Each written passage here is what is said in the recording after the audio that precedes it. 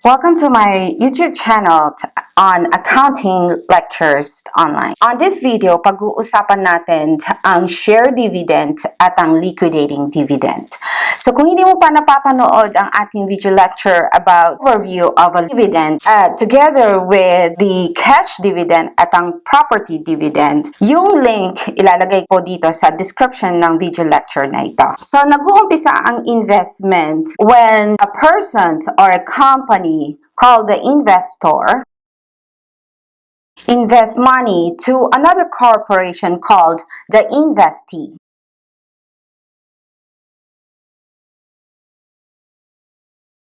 Called the investee. Ito si investee, nagdi-declare ito ng dividend. Marami tayong klase ng dividend. We have our cash dividend, property dividend, share dividend, at ang liquidating dividend. Ang pag-uusapan natin dito ay ang share dividend at saka liquidating dividend. The share dividend is the investee's owned shares of stock.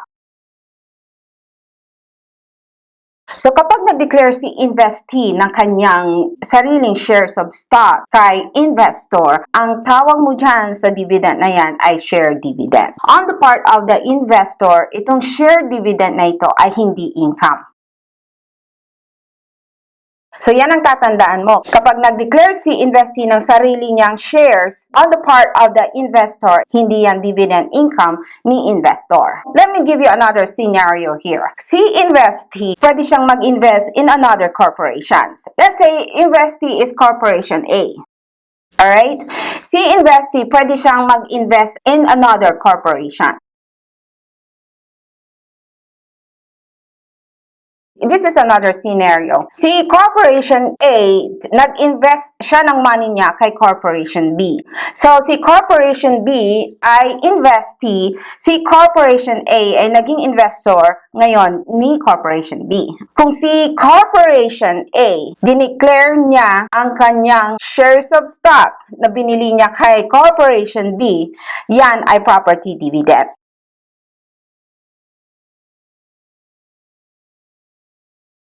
So, uulitin ko. So, we have an investor invest money to Corporation A. So, Corporation A is the investee of this investor. Alright?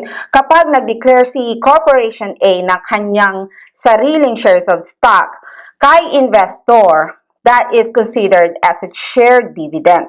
Yan, on the part of the investor is not a dividend income. Pag-uusapan natin yan in detail in a little bit. Okay? Kapag si Corporation A, nag-invest siya ng money niya to another corporations, let's say Corporation B, dineclare niya ay ang kanyang investment from Corporation B or yung shares of stock niya kay Corporation B, ang tawag mo dyan ay property dividend. Since this is a property dividend, on the part of the investor, dividend income ni investor yan. Yung tinanggap niyang shares of stock ni Corporation B. Napag-usapan na natin ang ating entries sa property dividend. So, ang pag-uusapan natin dito ay yung dineclare ni investee na sarili niyang shares of stock na considered na share dividend. So, ano nga ba itong share dividend? So, ito na nga ang ating share dividend. Meron tayong dalawang klase ng shares, ang ating ordinary shares at ang ating preferred shares.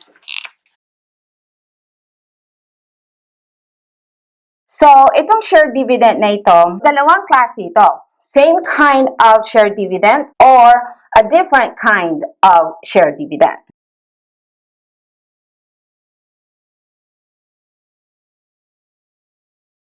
So, ganito ang tinatawag nilang same kind of share dividend at different kind of dividend. Kapag ordinary shares ang hawak-hawak ni investor at ang share dividend na tinanggap niya from the investee ay ordinary share, yan ay same kind. Kapag ang hawak-hawak naman ni investor ay preferred shares at ang share dividend niya ay preferred share, same kind yon. Ang different kind naman is, of course, the other way around. Kapag ang hawak-hawak ni investor ay ordinary shares at ang share dividend na tinanggap niya ay preferred share, yan ay different kind. Or preferred shares at ang kanyang tinanggap na share dividend ay ordinary share. Madali lang intindihin yan.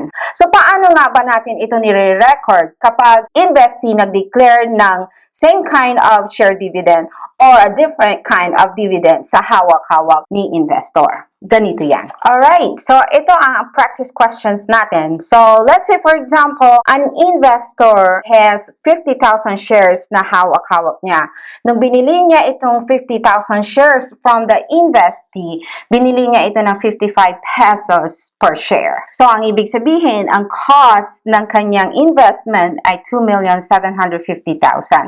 That is 50,000 shares times the 55 pesos per share. So, we have a cost of investment of 2,750,000.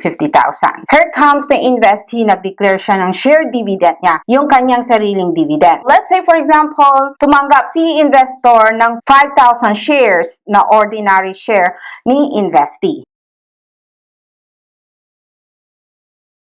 So, ang tinanggap ni investor ay 5,000 ordinary shares. So, paano natin nire-record nung tinanggap ni investor ngayon ang 5,000 ordinary shares? First, wala tayong entry. Anong gagawin niya ngayon? Ang gagawin lang niya ay memorandum entry. Ano ba itong memorandum entry na ito? It's a memo na nagsasaad na tatanggap siya ng 5,000 ordinary shares from the investee. And this is the examples of that memorandum entry. Receive 5,000 shares representing 10% share dividends on 50,000 original shares held, now held 55,000 shares. So, yan ang example ng ating memorandum entry na gagawin ni investor sa kanyang book. So, after the share dividend na tinanggap niya from investee, anong mangyayari sa kanyang number of shares? So, yung number of shares niya ngayon, magiging 55 shares na siya.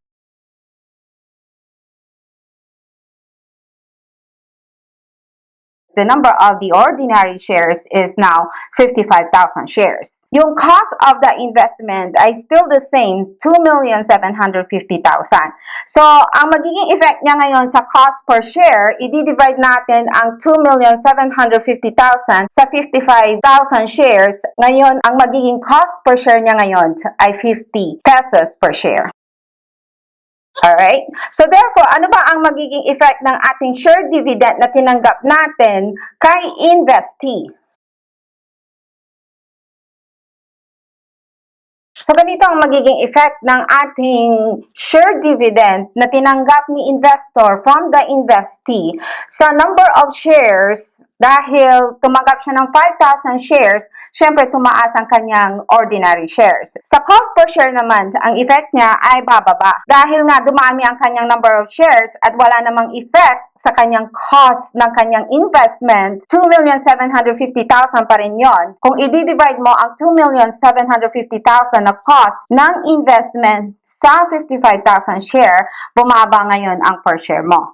Yan ang effect ng share dividends. Ito po ang accounting treatment natin kapag ang tinanggap natin ay same kind of share dividend. So, paano naman ngayon kapag ordinary share ang hawak-hawak niya, pero ang tinanggap niyang shares ay preferred shares? So, yan ang different kind of shares. So, ano ngayon ang mangyayari sa books ni investor? Ganito yan. So, ganito naman ang ating different kind of share dividend. So, let's have the same example. We have an ordinary shares na hawak-hawak ni investor na 50,000 shares na binili niya ng 55 pesos per share. So, meron siyang cost of investment na 2,750,000. Now, nag-declare si investee ng share dividend na different kind sa hawak-hawak ni investor. Let's say, for example, nagbigay si investee kay investor ng 10,000 preferred shares as a share dividend. Ano ang mangyayari sa books ni investor? Paano niya i-record itong tinanggap niyang 10,000 preferred shares from the investee? Kakaroon tayo ng journal entry this time kapag different kind of share dividend. Magkakaroon tayo ng account na investment in preferred shares. Sa books ni investor, entry na debit to investment in preferred shares. Okay? Pwedeng gamitin ng investor ang financial asset, FVPL or FVOCI, kung ano man yung business model niya, intention niya sa na-receive niyang preferred shares. Kung ibibenta rin lang niya ito kaagad, pwede niyang gamitin ang financial asset, FVPL. Kapag hindi naman niya ito ibibenta agad, pwede niyang gamitin ang account na Financial Asset FVOCI. Ang gagamitin ko this time is yung generic na investment account. Dahil preferred shares, ang gagamitin natin account ay investment in preferred shares. Yan ang magiging entry natin. Alright, syempre kapag meron kang account, dapat meron siyang amount. So, paano natin lalagyan ng amount? Itong preferred shares na tinanggap natin as a shared dividend from the investee. Ang mangyayari ngayon ay i-allocate natin itong cost ng investment ni investor. Ilalagay natin dito sa investment in preferred shares na account nung tinanggap natin yung preferred shares from the investee. Ang gagawin natin ay i-allocate natin according to their fair market value or fair value ng ordinary share at ng preferred shares na tinanggap natin. So dito, sa share dividend, magkakaroon tayo ng 10,000 na preferred shares. So magkano ngayon ang cost ng preferred shares na 10,000 shares? Ganito ang allocations natin sa preferred shares. Sa ordinary shares, we have 50,000 shares. And on the preferred shares na tinanggap natin as a share dividend ay 10,000. Then, imo-multiply natin ito sa kanilang fair market value. So, let's say for example, sa ordinary shares, meron tayong fair market value of 70. Example lang. And on preferred shares, meron tayo for example, meron tayong 50 pesos na fair market value. So, ganito ang pagkuha natin ng fractions para ma-allocate natin itong cost na 2,750,000. So, sa fractions, 35/40.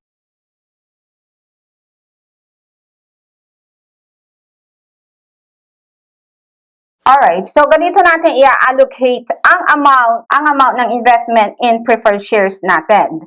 According to their fair market value, we got these fractions of 35/40 multiplied by the cost of the investment kasi dyan natin kukunin yung ilalagay nating amount sa ating account na investment in preferred shares. The allocated cost of the preferred shares is 343,750. So, yan ang magiging entry natin dito. Alright? So, yung amount ng ating investment in preferred shares ay magiging 343,000. So, ang investment in preferred shares natin na account, ang amount niya ay 343,750. Now, ilalagay natin yung amount na 343,750 dito sa cost ng ating preferred shares. Magkano naman ngayon ang cost per share ng preferred shares? So, kung i-divide mo ang 343,750 sa 10,000 preferred shares, ang cost per share natin ay ang cost per share ngayon ng ating preferred shares ay 34.375 pesos per share ng ating preferred shares. So, ano ngayon ang credit natin dito sa ating i-debit na investment in preferred shares? Dahil kinuha natin yan sa ordinary shares, ang i-credit natin ay investment in ordinary shares. O kung ano man yung ginamit ni investor na account nung binili niya itong ordinary shares. Kung ginamit niya ay Financial Asset FVPL or Financial Asset FVOCI ang ginamit niya, yun ang i-credit mo. Alright? Dahil nga generic tayo ng investment account, yan ang gagamitin natin for now para maintindihan mo ang concept ng share dividend. Now, dahil binawasan natin ang investment in ordinary shares natin na cost, dyan natin kinuha yung amount ng preferred shares after the share dividend.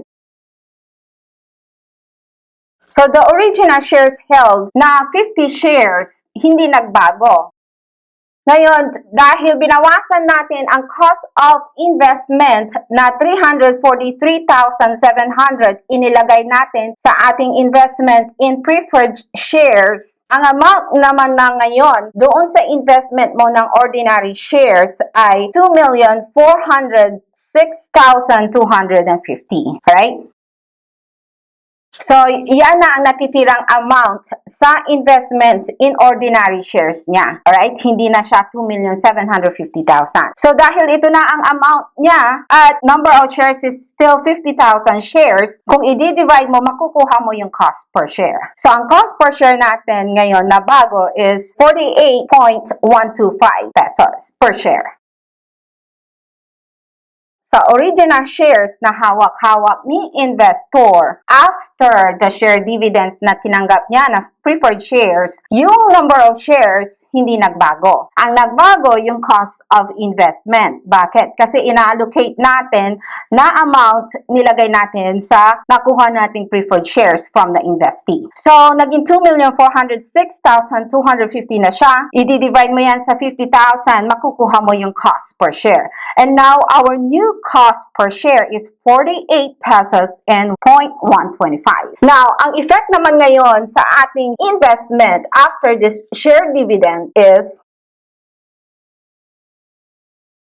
ang effect ng cost of investment mo ay decrease. Alright? So, decrease po ang cost of investment natin sa ordinary shares after the share dividend. Yung cost per share din ay nagdi-decrease at wala siyang effect sa number of shares. So, ganito po ang pag-account ng different kind of share dividend. Kapag ang hawak-hawak ni investor ay ordinary shares pero tinanggap niya ay preferred shares, or the other way around, may hawak-hawak siyang preferred shares pero ang tinanggap ni investor from the investee ay ordinary shares. Ganito ang gagawin natin. I-allocate natin yung amount ng cost ng investment. So, paano naman ngayon ang liquidating dividend? Ganito yan. Alright, liquidating dividend naman tayo ngayon. Ano ba itong liquidating dividend? So, when an investor invests money to the investee or another corporations at nagbigay ito ng liquidating dividend, ang liquidating dividend ay return of capital. On the part of the investor, ang liquidating dividend ay hindi dividend income, kundi ito ay return of the capital. So, ang ibig sabihin, binabalik na ng investee or ng corporation ang ininvest ni investor na pera. Itong liquidating dividend ay hindi basta-basta binibigay ni investee sa investor. Ang liquidating dividend is done when a corporation is on the state of dissolution or liquidation. Anong ibig sabihin noon? Kapag ang isang corporation ay madidissolve na, wala na siya. So, mawawala na or magsasara na ang corporations. The corporations will undergo what we call liquidation. Ililiquidate na niya, ibibenta niya ang mga ari-arian na yon at yung napagbentahan, ibibigay niya ngayon, ibabalik niya sa mga investors. Itong tinanggap ni investor, ang tawag mo dyan ay liquidating dividend. This liquidating dividend is a return of capital on the part of the investor. So, kapag return of capital, babawasan natin ang ating investment kapag tumanggap tayo ng liquidating dividend. Kasi binabalik na ng investee or ng corporations ang ininvest ni investor. So, this liquidating dividend can be in the form of cash or non-cash asset.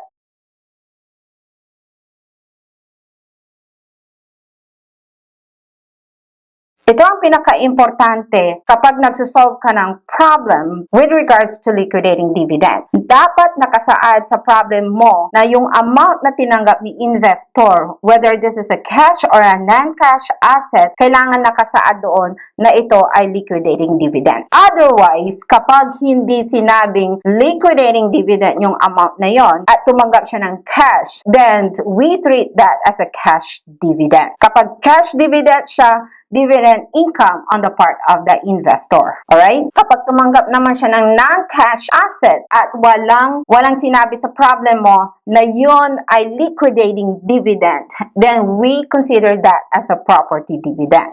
Dahil property dividend on the part of the investor, that should be a dividend income. Pag sinabi ng problem mo na yung cash na tinanggap niya ay liquidating dividend, then that is considered as a return of capital. So, ano magiging entry natin kapag tumanggap tayo ng liquidating dividend or ng return of our capital? So, our entry on the investor's book, debit to the cash or the non-cash asset, and we credit our investment.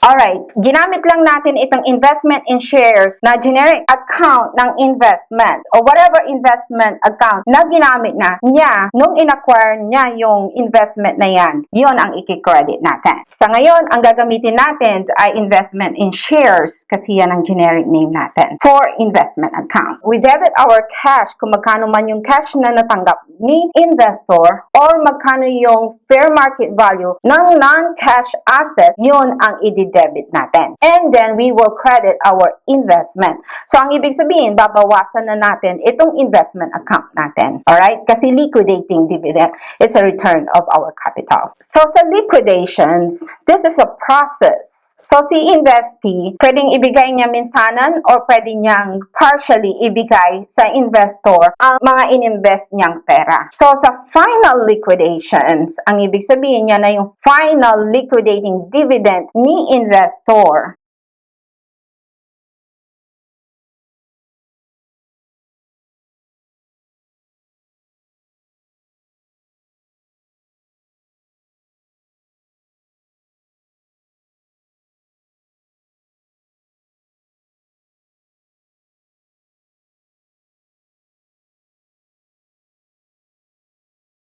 So, sa final liquidating dividend, kapag tumanggap si investor ng final liquidating dividend at mas mataas pa ito kesa sa naiiwan sa kanyang investment account, the difference will be recognized as a gain on investment. Alright? Ang entry natin is debit to the cash kung magkano man or the non-cash asset kung magkano man yon, and debit to the investment in share, isasara na natin yon, isi-zero out na natin. Then the difference will be recognized as gain on investment. Kapag ang final liquidation mo naman ay mas mababa pa kesa sa amount ng investment mo, the difference between that final liquidating dividend and the amount on your investment will be recognized as a loss on investment. Ang magiging entry mo dyan is debit to the cash or the non-cash asset kung magkano man yon. Then, we debit the loss on investment on the difference and we credit the investment in shares. Isasara na rin natin ang ating investment account kasi na-liquidate na tayo. So, ganito po ang liquidating dividend. So, ang pinaka-importante nakasaad sa problem mo na ito ay liquidating dividend. To treat as turn of capital, babawasan mo ang investment account mo. So, posible ba na si investee magbigay ng partly liquidating dividend and partly dividend income? Yes. So, paano ba yon? Ganito yan. So, ang tanong is, pwede bang magbigay si investee ng dividend kay investor a partly dividend income and a partly liquidating dividend? The answer is yes. Paano nagkakaroon ng partly dividend income at partly ay liquidating dividend si investor? Kapag ang nature ng business ni corporation ay wasting asset corporation. Example of this wasting asset corporations or companies, ito yung mga mining companies, for example. Right? For example, bumili sila ng bundok at naniniwala sila or they believe that there is gold. Merong mga gold doon sa bundok na yan. Alright? So, let's say for example, itong bundok na ito, binili nila ng 100 million. Let's say, for example, itong wasting asset company na ito, binili niya itong bundok na ito na 100 million. Binili niya ng 100 million. At naniniwala sila na itong gold na ito, nagkakahalaga ito ng 300 million, for example. Kapag na-extract na nila lahat ng mga gold sa bundok na yan, bababa ang value ng property na ito. Let's say, for example, kapag na-extract na nila lahat ng golds at na-restore na ng company na yan, let's say, for example, 10 million na lang ang halaga niya. So, on the process of extracting this gold from this property, itong company na ito, magbibigay siya partly will be a liquidating dividend and partly will be a dividend income. Bakit? Pagkatapos ng extracting of the gold, konti na lang ang value niya. So, when investee declares dividends, magiging partly dividend income ni investor, partly is liquidating dividend. Anong magiging entry natin dito kapag tumanggap si investor ng dividend from the wasting asset company is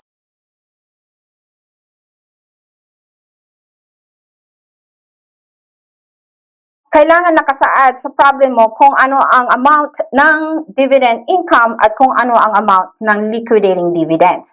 Yung liquidating dividend na amount, yan ang i-credit mo sa investment in shares. Okay? Sa investment account mo. Yan ang babawasan mo doon sa liquidating amount, liquidating dividend na amount. Yung dividend income, syempre, i-recognize natin yan or i-record natin as a dividend income. So, our entry will be debit to the cash kung magkano man yung cash na natanggap mo or the non-cash asset kung magkano man yun. Then, we credit the investment in shares for the part of the liquidating dividend and dividend income for the dividend income amount. Right? So, ganito po ang wasting asset company kung saan posibleng makatanggap si investor ng partly dividend income at partly ay liquidating dividend. So, sana nakatulong po itong ating video lecture about share dividend and liquidating dividend. Then I'll see you on my next video.